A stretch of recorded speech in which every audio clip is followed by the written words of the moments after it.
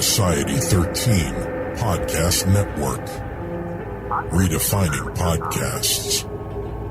Society-13.com. I like to listen.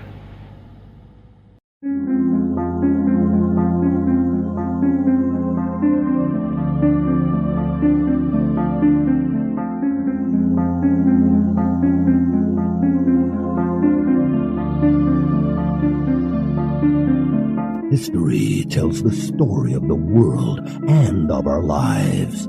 Sometimes that history goes bump in the night.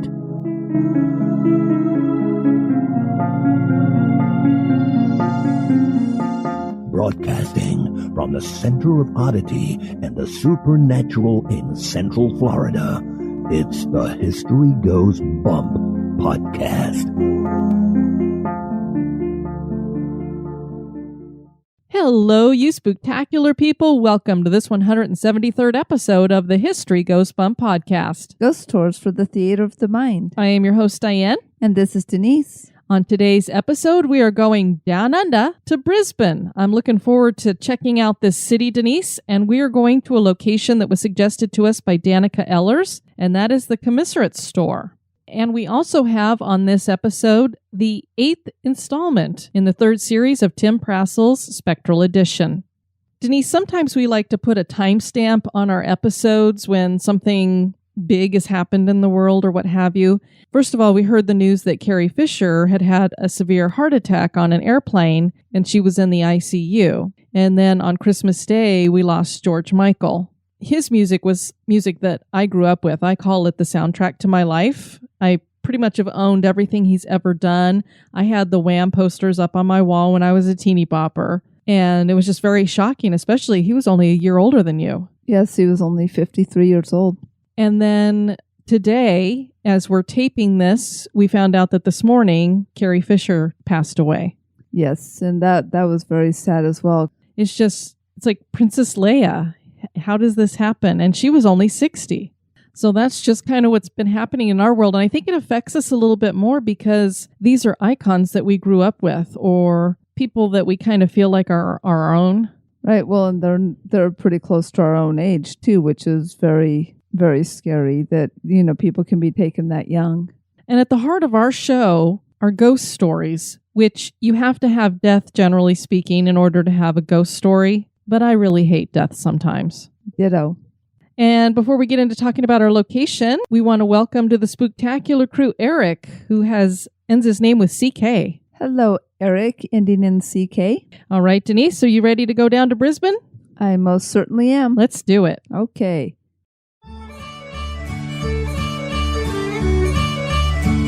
History Goes Bump is entirely listener-supported. Become an executive producer for as little as $1 a month. Get listed on the website and invited to exclusive virtual meetups. For $5 a month, you get that and exclusive bonus content like the Haunted True Crime Bonus Cast. For $10 and above a month, you'll get all that plus awesome History Goes Bump gear. Check out patreon.com/historygoesbump, or you can support us via PayPal. Click the Support the Show tab at historygoesbump.com for more information.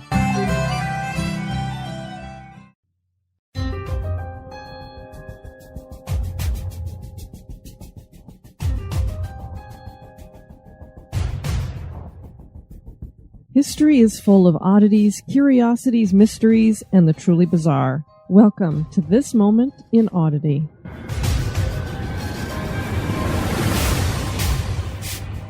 A posthumous execution is a ceremonial or ritual mutilation of a corpse as a type of punishment.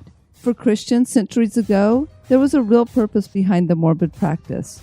It was believed that a body needed to be buried facing the east and that the body needed to be whole and intact in order to meet God when the resurrection occurred. Dismemberment was believed to stop the body from rising, so it was considered a form of punishment. Corpses were generally hung in public for a time and dismembered. Men like Oliver Cromwell and Robert Blake were subjected to posthumous executions.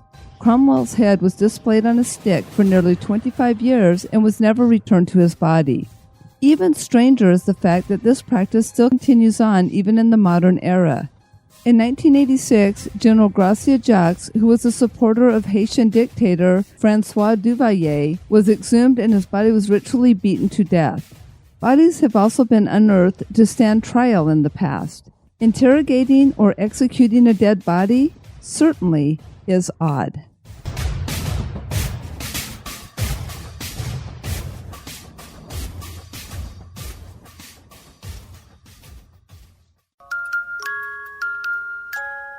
Are you afraid of the dark? That's just silly.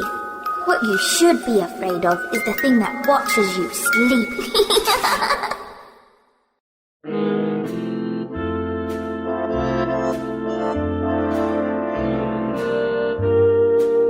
This day in history.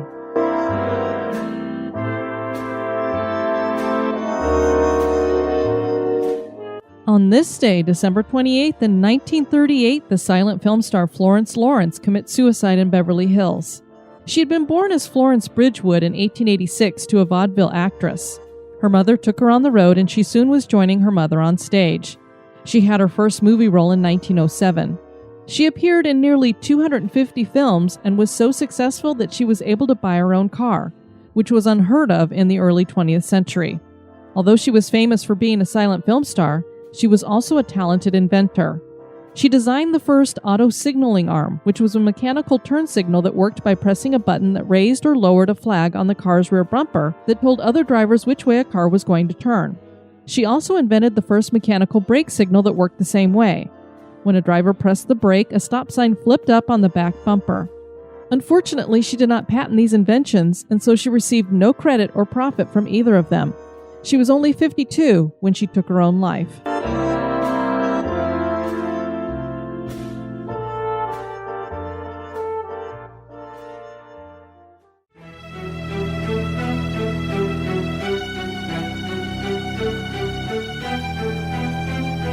The History Goes Bump podcast.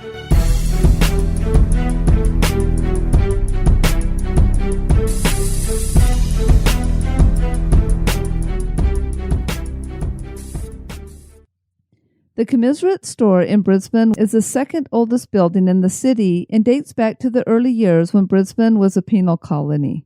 The penal settlement in Brisbane was the most violent and toughest on the continent. Convict laborers were used to build many of the early buildings in the settlement, which included the store.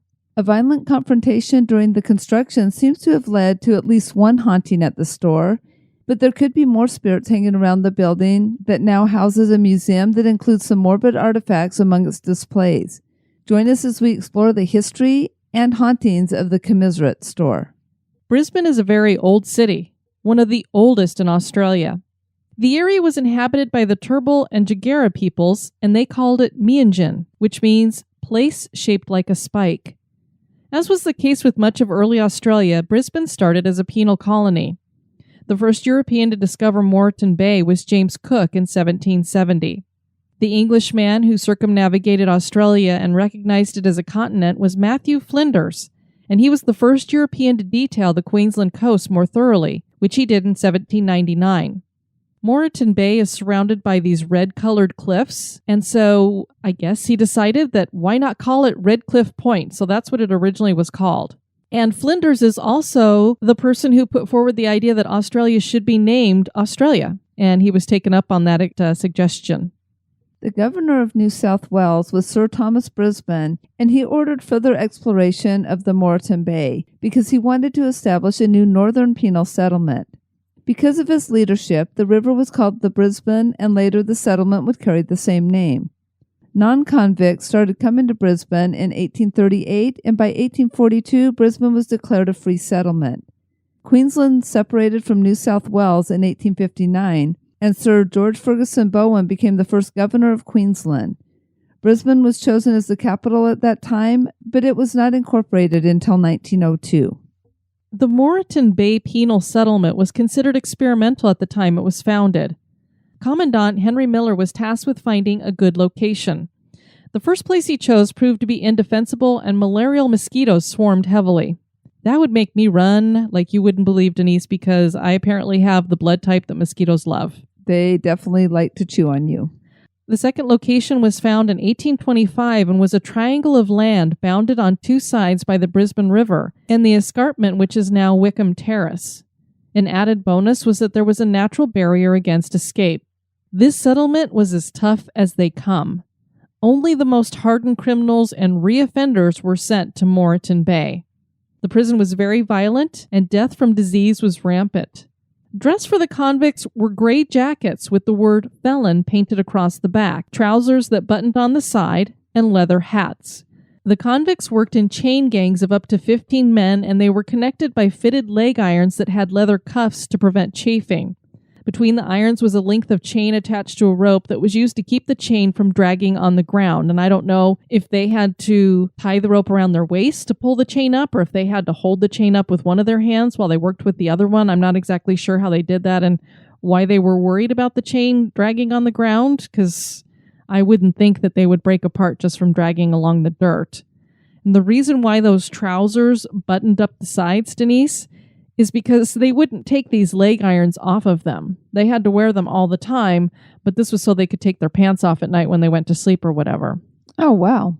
At least they gave them the leather cuffs to prevent chafing. They thought about them at least at that point. One of the jobs given to the convict laborers was the building of the Commissariat Store that would be Queensland's first stone building. The construction began in 1827 and would last for approximately 2 years. The local Aborigines would occasionally raid stocks of supplies for sugar and flour, and so this store was built to be secure with walls over 2 feet thick. The building was set into the surrounding riverbank between William Street and Queens Wharf Road. It was a perfect location with a pier at the front of the building, making the delivery of government supplies easy. These supplies included tools, seeds, grain, and various other provisions. The goods stayed here until a department requisitioned them, and these included stores at Dunwich, the pilot station at Amity Point, and upriver to Ipswich. And that pier is no longer at the front of the building. It's been torn down long ago. When the penal settlement was closed, the Commissariat Store building served a number of other purposes.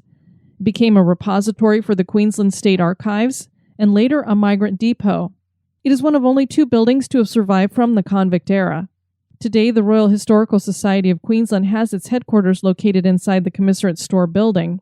They opened a museum there with many artifacts that may carry the same effect as objects, Denise, that we've seen at the Ripley's Auditorium.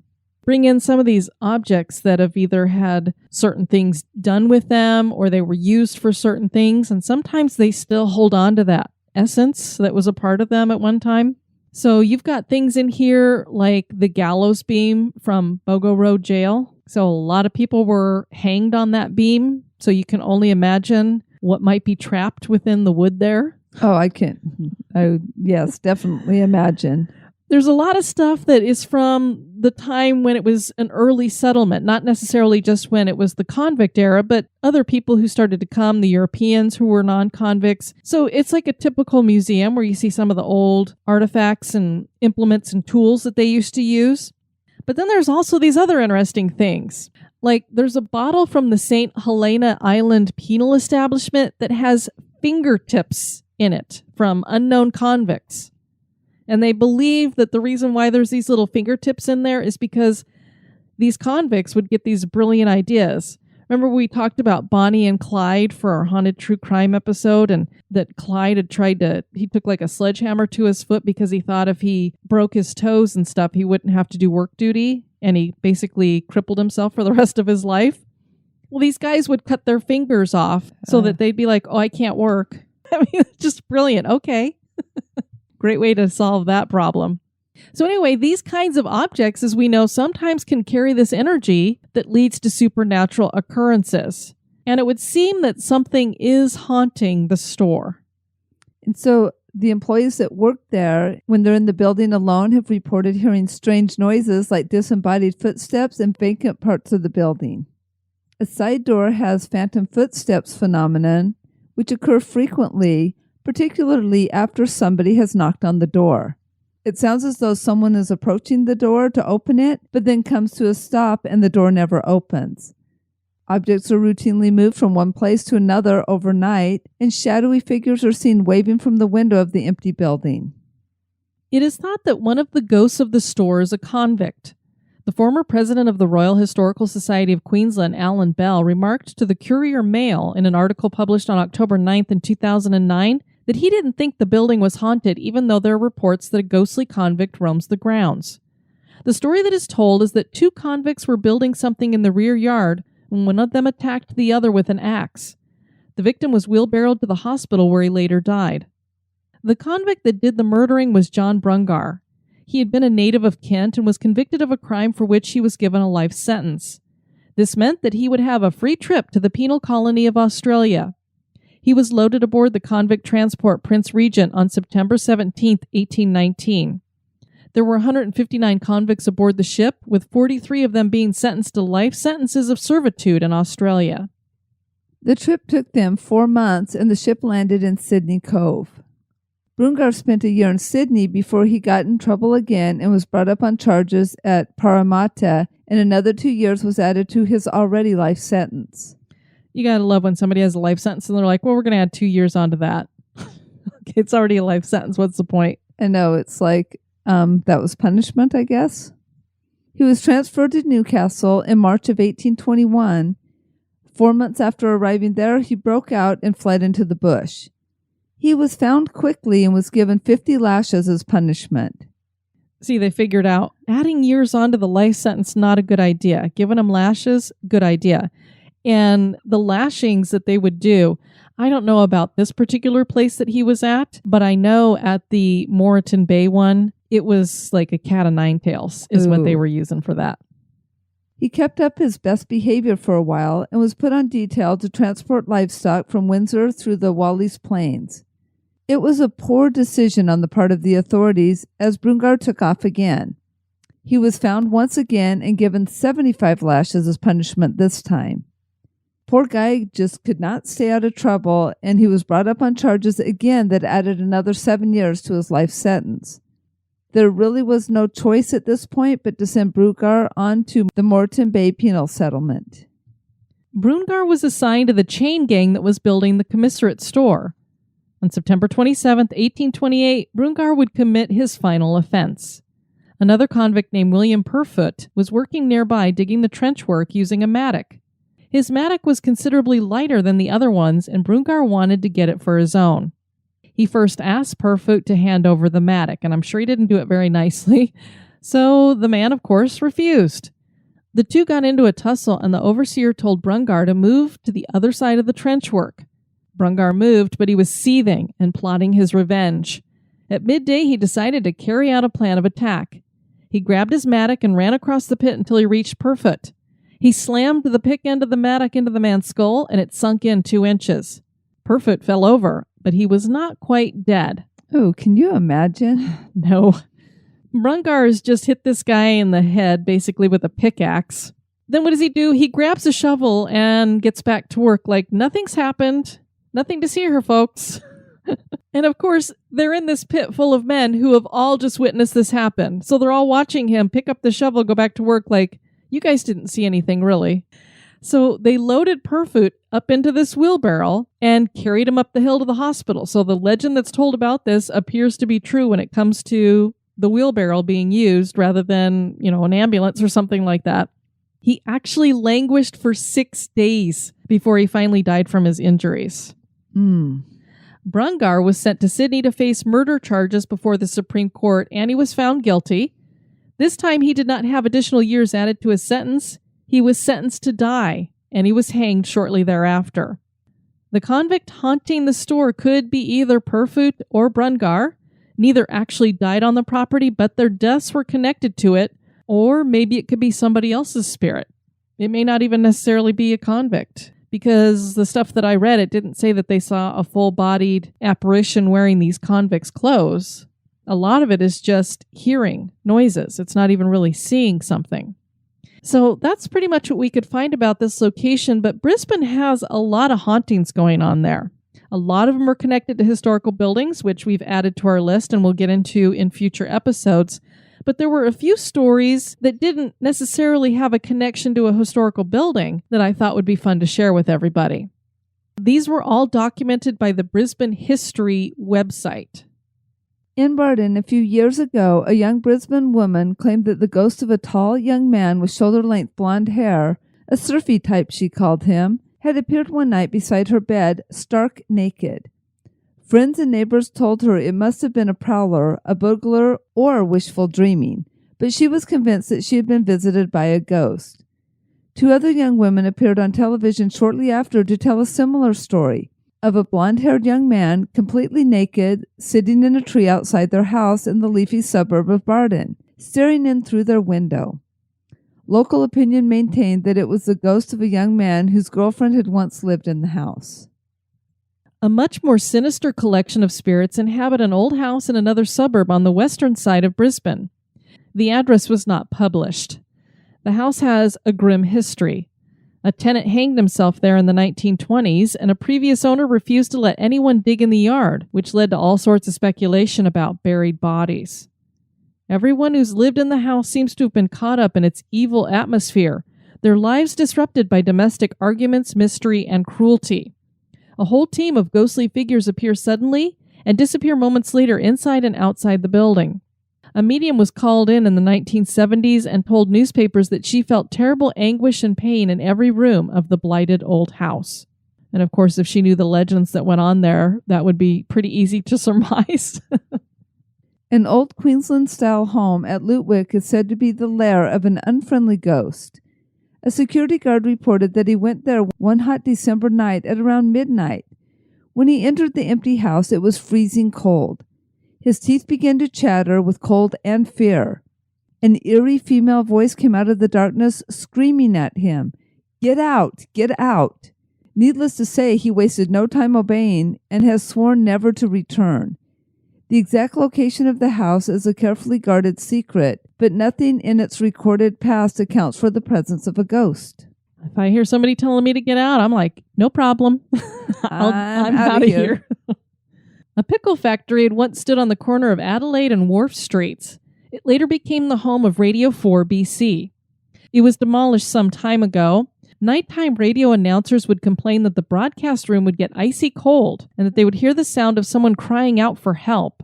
The sound usually came from a dumbwaiter-like shaft. When the building had been the pickle factory, there was a staff tea room in the back where the shaft was used to bring up food. One day, a factory worker fell down that shaft when he was fixing the lift. Could this have been his spirit? And as I always wonder, is it still haunting that corner or that property there? Brisbane is another city in Australia that it seems that we can add to the list of haunted cities. Do the spirits of those who died in or near some of these locations still roam about in the afterlife? Is the Commissariat Store that was built on the backs of convicts holding on to some of that negative energy and now reflecting as hauntings? Is there a spirit of a formerly alive convict hanging around the museum? Is the Commissariat Store haunted? That is for you to decide. Sounds like there's a lot of great historic buildings to visit here, Denise. I'm looking forward to that. And speaking of that area of the world, one of our listeners, Rhonda, who is from America, has been down in New Zealand having a little holiday getaway. And she got to meet up with one of our New Zealand listeners, Alana. So I thought that was really cool. And they had posted their pictures up in the Spooktacular crew. So it was neat to see people from 2 different continents having a meetup that are listeners of our show. And that's how they know each other. Yes, it was very cool. See what we're doing, Denise? We're bringing people together that way. I just love that. Yay. Now we're going to have like a song that's kind of like the hippie songs, like Hold Hands Around the World thing. Hasn't Coca-Cola already done that? Yes. We'd like to bring the world a Coke. So we're just we'd like to bring the world a ghost in perfect harmony. Okay, our next episode, we're going to have 2 specials coming up for you guys to bring the year to an end and to bring the new year in. So we're going to have a New Year's Eve special and a New Year's Day special. Back-to-back episodes. You guys are so spoiled. Yay, we like spoiling them. And then in January, for our first episode after the special, I've got to actually get out the new calendar, Denise, to open it up. We are going to be featuring Haunted Deadwood. Haunted Deadwood? Yay. I am looking forward to that one. And now we have the 8th installment in the 3rd series of Tim Prasil's Spectral Edition. This one is entitled Little Haunted House on the Prairie. Welcome to Spectral Edition. I'm Tim Prasil. If you know your history of the American Great Plains, you have probably heard of a dwelling called either a soddy or a dugout. Now you have to imagine the Great Plains. There are vast expanses of tall grass prairies, not that many trees around. So the early settlers, the white people from the east, couldn't really build a log cabin very easily, but they needed some kind of shelter that they could make quickly. What they did was they dug a hole. There would be a bit of a wall, just high enough to maybe put in a few windows. The door to your dugout would be submerged. You actually walk down to get through the door, and then you put a roof over it. And the building material wasn't brick, it wasn't wood, it was soil and grass, sod. Now, I came across an article that introduced me to something that never even occurred to me. It involves a haunted dugout. The article was published in the Red Cloud Chief, a newspaper from Nebraska, on April 27th of 1883. It doesn't have a headline. It just reads like this. The people of Downs, Kansas are considerably excited over a haunted house, or rather, dugout. About half a mile from town is an island, nicknamed by some of the old soldiers of the town and vicinity Island Number 10, containing some 80 acres and surrounded by the waters of the Solomon. There are no improvements except a dugout, and this is constructed upon a more modern plan than the large majority of them, having a board and shingle roof. Several families have tried to live there, but only succeeded for a short time, having been driven away, as they said, by strange noises, appearance of unknown faces, ghosts, etc. Until quite recently, the place was abandoned, but lately a family consisting of husband, wife, and 2 children have been living there. Complaint was also made by this family of the house being haunted, and several of the citizens of Downs went over to the dugout, determined on investigating the matter, and this they did to their entire satisfaction. The party consisted of honest and conscientious citizens and good businessmen. Arrived at the dugout, they stationed themselves in and around the house, and there awaited events. Everything was still for a time, but in a little while, strange noises began to be heard, and soon a voice, "I'll kill you, I'll kill you, I'll kill you," was heard 3 times in succession. At this, the party set up such a scream that they could be heard in town, and yelling with all their might did not let up until reaching Downs. There is no doubt of the dugout being haunted. In sight, and but a short distance away, was committed some 2 years ago one of the most cold-blooded murders that has ever been heard of. Further particulars are awaited with anxiety. Yikes. One of the things that I've learned from reading these Spectral Edition articles is that just about any dwelling can become a haunted house.